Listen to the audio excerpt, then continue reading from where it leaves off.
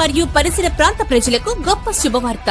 Shri Venkateswara children's hospital LIC office పైన Podili road Darsi Apollo hospital నందు అనుభవజ్ఞులైన డాక్టర్ మనీందర్ రెడ్డి గారు ఎంబీబీఎస్ ఎండి పీడియాట్రిక్.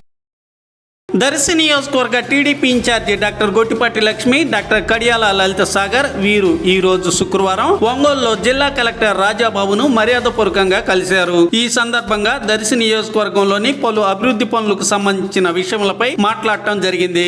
అందులో భాగంగా దర్శిలోని కాటేరు వాగుపై వంతెన నిర్మాణం ప్రాధాన్యత గురించి కూడా డాక్టర్ గొట్టిపాటి లక్ష్మి కలెక్టర్ తో మాట్లాడటం జరగగా కలెక్టర్ అన్ని అంశములపై సానుకూలంగా స్పందించారు.